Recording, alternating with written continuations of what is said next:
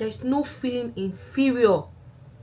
Know your strengths, know your weaknesses, and own it. There are things that you are good at that somebody else will not be good at.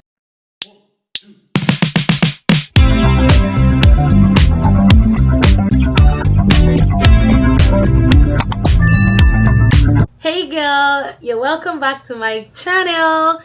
We're in episode 4 of the 21 Weeks to a Better You series, and I'm so glad to be diving into today's topic with you. Remember, we're studying the book Psycho Cybernetics by Dr. Maxwell Maltz, and today I have titled today's video, You're Not Broken, You're Just Programmed. So let's dive in. I know the topic might sound a little bold, but hear me out. You're not broken.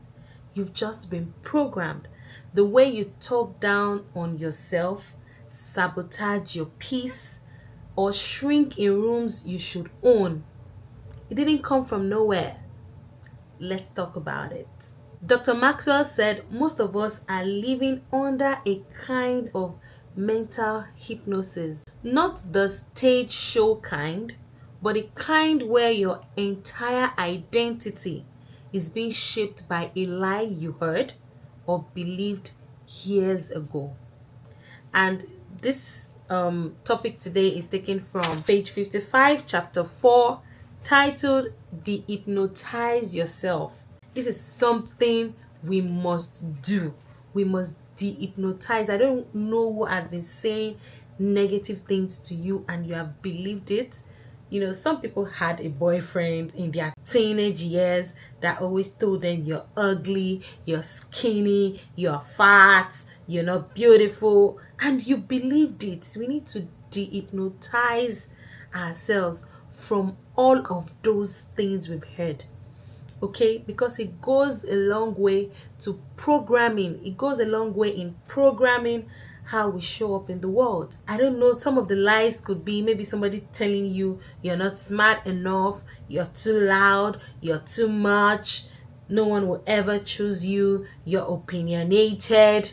Please, we need to de-hypnotize ourselves from these beliefs. And one thing is, or the sad part of this is when we hear these things, we just don't hear them.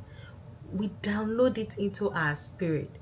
Like we go back and ruminate on it instead of casting it out, instead of denouncing them. We ruminate on it, we accept it, we download it and let it get settled in our spirit.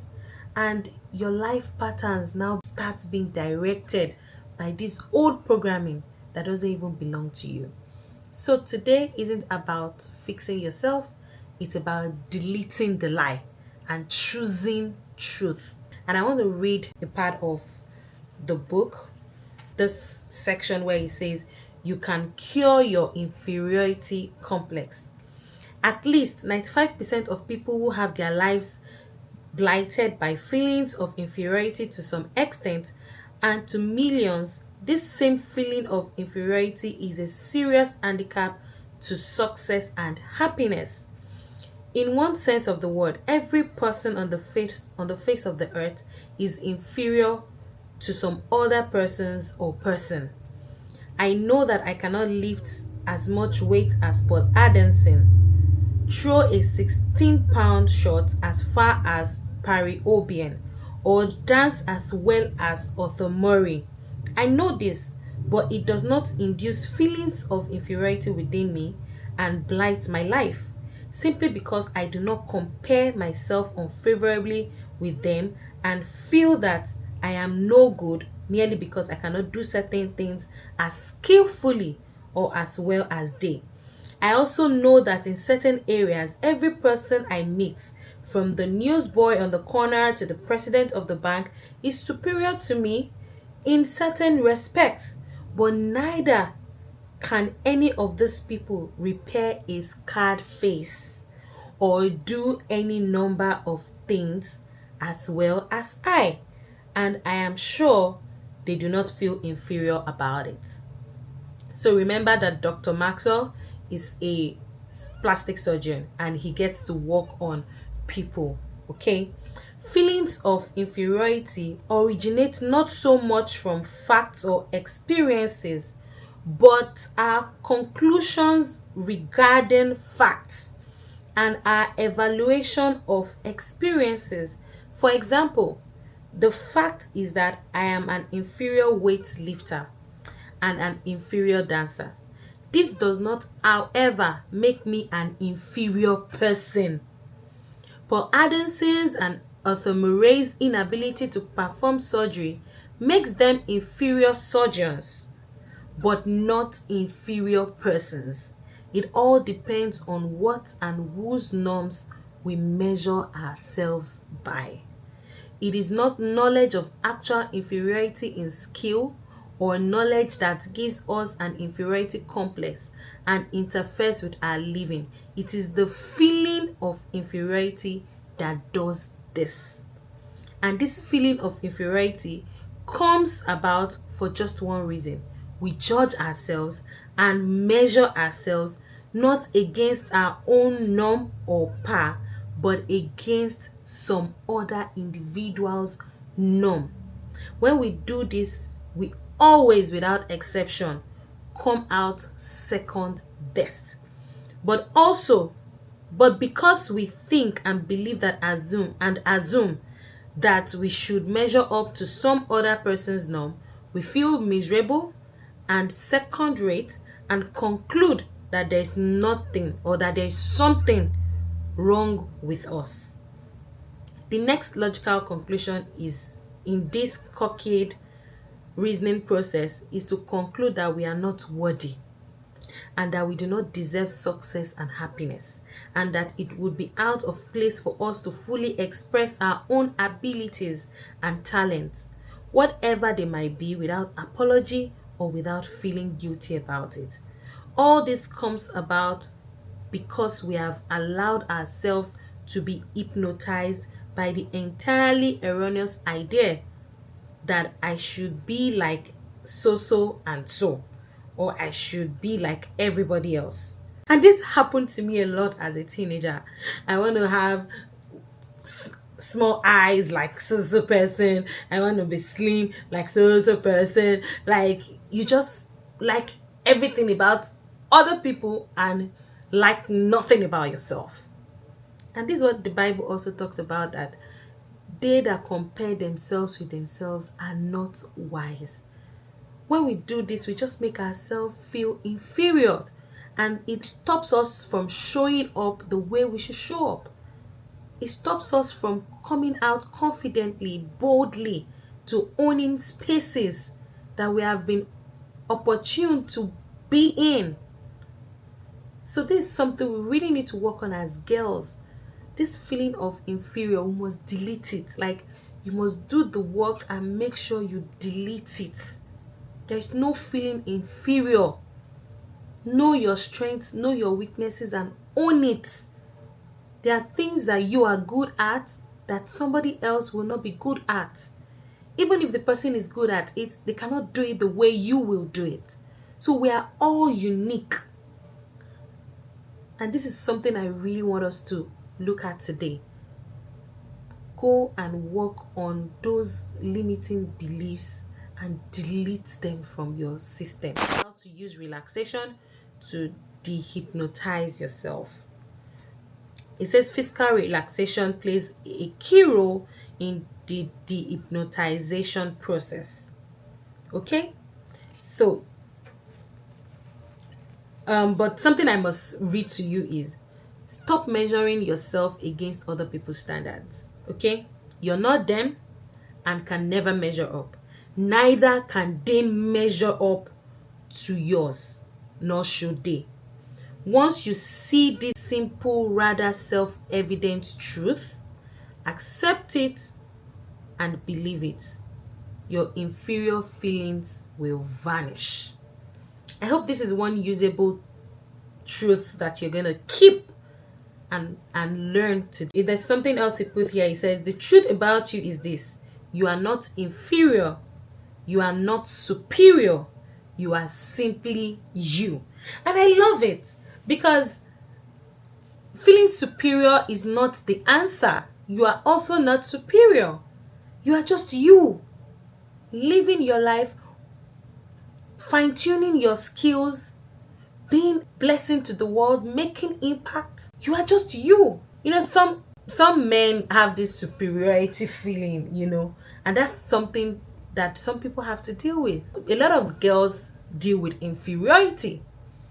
And most times when you deal with inferiority, you most likely attract a man that is dealing with superiority. So it's very important to deal with these things so that you don't attract toxic people into your life. I hope you're learning something. So another thing I don't want to miss, that I want to read is this is like the practical exercise for this chapter, and the title is How to Use Mental Pictures to Relax. And he recommends that this is practiced for at least 30 minutes daily. So let's go. Sit yourself comfortably in an easy chair or lie down on your back. Consciously let go the various muscle groups as much as possible without making too much of an effort. Just consciously pay attention to the various parts of your body and let go a little. You will find that you can always voluntarily relax to a certain degree. And this is why you find that most meditation practices start by, getting you to relax physically. You can ease up a little on the tension in your jaws. You can let your hands, your arms, your shoulder and legs become a little more relaxed than they are.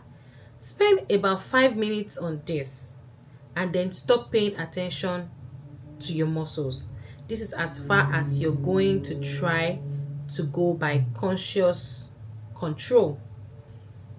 From here on out, you will relax more and more by using your creative mechanism to automatically bring about a relaxed condition. In short, you are going to use goal pictures held in imagination and let your automatic mechanism realize those goals for you. So mental picture 1, I'm just going to read mental picture 1. In your mind's eye, see yourself lying stretched out on the bed. Form a picture of your legs as they would look if made of concrete.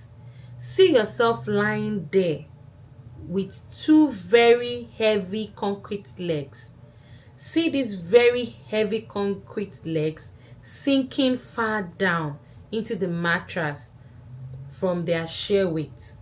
Now picture your arms and hands as made of concrete.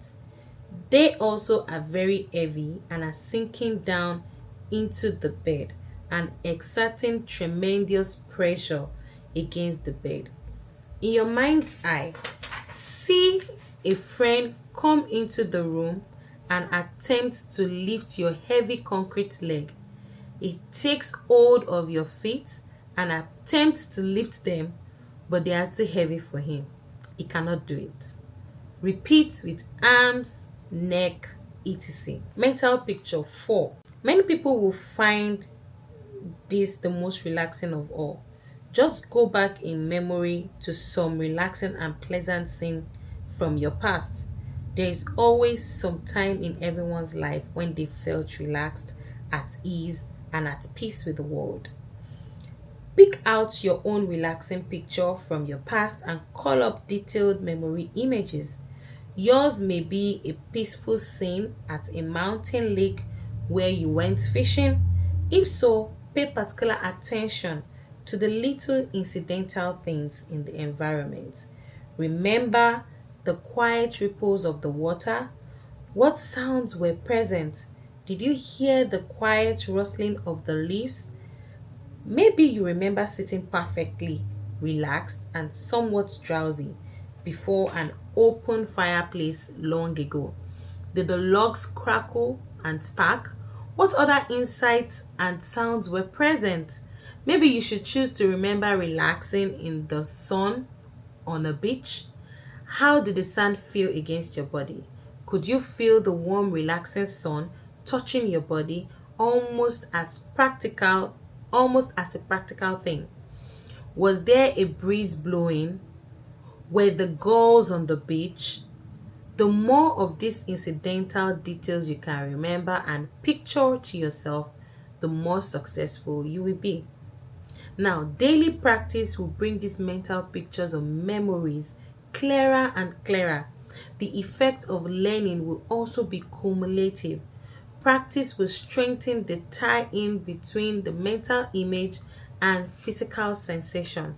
You will become more and more proficient in relaxation, and this in itself will be remembered in future practical sessions. Now, when lying down to practice, many practitioners fall asleep. If you fall asleep, you don't get the same level of benefits. Due to my martial arts training in Tai Chi and Qigong, I prefer to do all exercises while seated or standing. In a standing or seated position, by using your imagination and relaxing, you can still make your legs and arms and entire body feel heavy.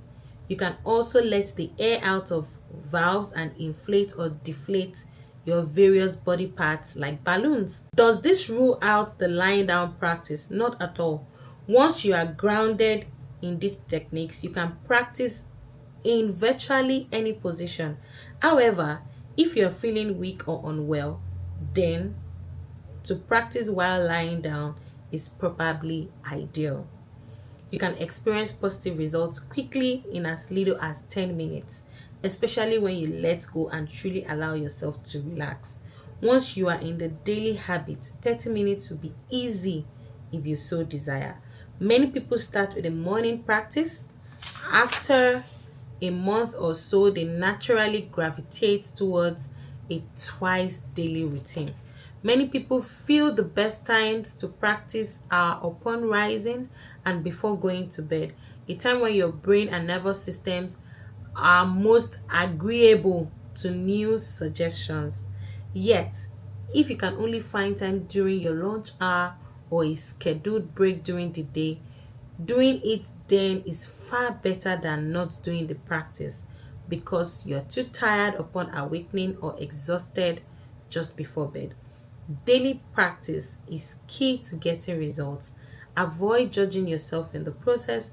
Regardless of where you start, you will improve with practice. So I believe we found that really helpful. There are so many teachers that offer meditation. Like, this is just like a meditation practice written down. Okay, I use different meditations from Dr. Joe Dispenza. Is been a life changer for me, so I understand what the whole process is. That's something I also recommend to you. You want to get into meditation and be able to cause your body to rest and de-hypnotize yourself. Okay, so your journaling prompt for today is: what lie have I believed about myself, and where did it come from? Then ask yourself, is this still serving me or keeping me stuck? Remember, we have a journal for this study. The link is in the description. Okay, so you want to go get it and do some writing. Journal. Ask yourself these things. That's how we delete such inferior mindsets. That's how we delete those beliefs that are not serving us, and we begin to take on the right beliefs. I hope you learned something today. I hope you got something valuable from today's episode. Girl, learn this first. You are not broken. You were just programmed by something that wasn't true. And anything that was learned can be unlearned. Anything that was installed can be uninstalled and trashed in the bin, because it's not serving our highest good. Okay, so I want you to write in the comment section, I am deprogramming that lie and installing truth. Thank you for watching today. Do make sure to share with other girlies, subscribe to the YouTube channel, and I'll see you on episode 5. I love you and blessings. Bye.